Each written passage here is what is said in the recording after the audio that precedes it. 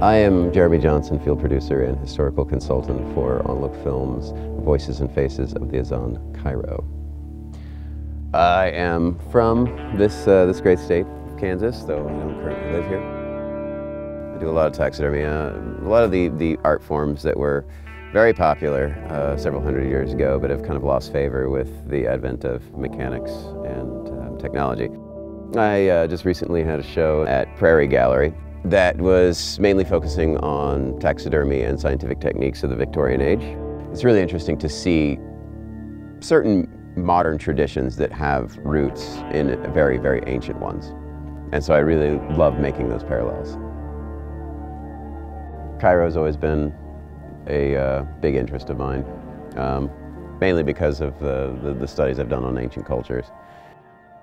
I remember my first experience in Cairo, getting off the plane, and the rest of the crew had been delayed by unforeseen events, and got to the hotel, didn't know my way around whatsoever. So I was just amazed at the kind of hospitality that was in Islamic Cairo.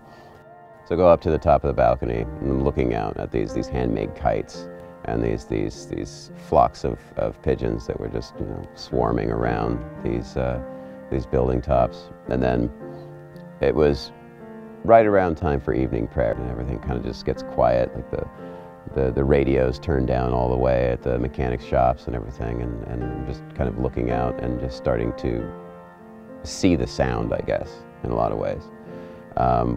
One call starts, and then another one, and then another, and soon the entire audible area is just flooded with this call. And of course, you study something for so long.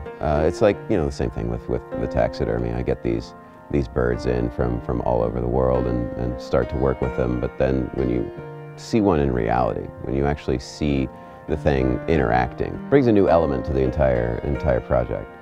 I think the first time actually listening to the call, it made me understand what I was researching and what I was looking into. The project is of critical importance because this is an oral tradition, one that has not been adequately written about nor recorded, and it's being dismantled as we record this. There's not a lot of time to work on this before it's gone completely. What we have found is an immense amount of interest and a lot of people who are willing to cooperate, a lot of people who are willing to put in time and effort to help us with this project. And that is fantastic. I think what is really the stumbling block right now for this project is finances. Everybody wants to support, everybody wants to help, but we need actual contributions and we need actual grants to happen in order to complete this. I think that this is a very difficult time to be asking for money, and especially asking for money in the United States, which has very tenuous relationships with Islamic culture. And of course, a lot of the reason for even doing this, outside of just documenting this call before it disappears, is also to kind of bridge some gaps between these two cultures.